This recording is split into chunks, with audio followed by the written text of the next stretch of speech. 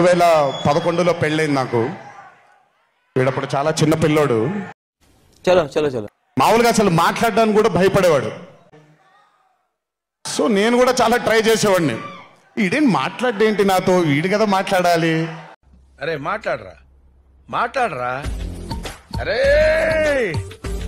మాట్లాడరా, చాలా కూల్గా అడుగుతున్నాను, మాట్లాడరా.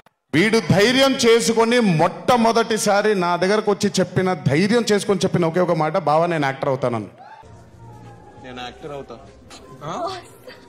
నేను యాక్టర్ అవుతా. ఏంది యాక్టర్ అవుతా. సర్లే సావు. అంతే ధైర్యంగా నేను కూడా, నా సపోర్ట్ నీకు ఉండదు, పోయి సావు అన్నాను. సార్ సార్ సార్ ఏంటి సార్ అది? అంతే ధైర్యంగా నేను కూడా, నా సపోర్ట్ నీకు ఉండదు, పోయి సావు అన్నాను.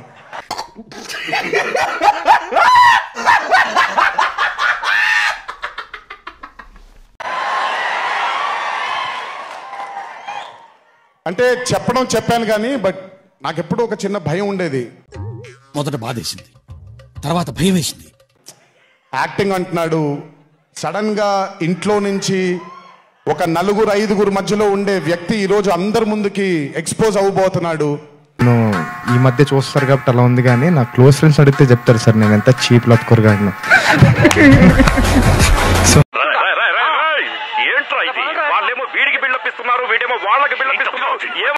ఎలా ఉండబోతుంది తన కెరియర్ అని ఓ భయం ఎప్పుడు ఉండేది నాకు.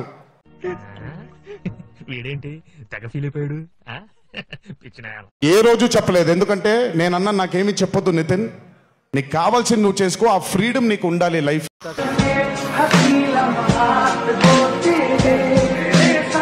లో. ఒకళ్ళ షాడో ఒకళ్ళ మీద పడకూడదు నితిన్ అని. కానీ ఏ రోజు నన్ను ఎప్పుడు అడగలేదు ఏది. ఇదేమున్నదిరా, మా బావ అడిగితే గుండె కోసిస్తారా గుండె. తను చేసుకుంటూ వెళ్ళాడు. ఈ రోజు చాలా గర్వంగా ఉంది తను చూసి. గుర్తుపెట్టుకో, always believe in your directors and always believe in your producers and more than anything believe in your heart. God bless you. నేనేదో మాటిచ్చానంట, వస్తానంట. ఇంకా చాలా ఫ్యూచర్ ఉంది, కెరియర్ ఉంది నీకు. ఇంటికి వెళ్ళిన తర్వాత మాట్లాడతా మళ్ళీ నీతో. నమ్ముకొని ఇక్కడ దాకా వచ్చానా, వీడు పెద్ద పుడింగాడు అనుకున్నాను. ఇంటికి రా చెప్తాను ఈ పని.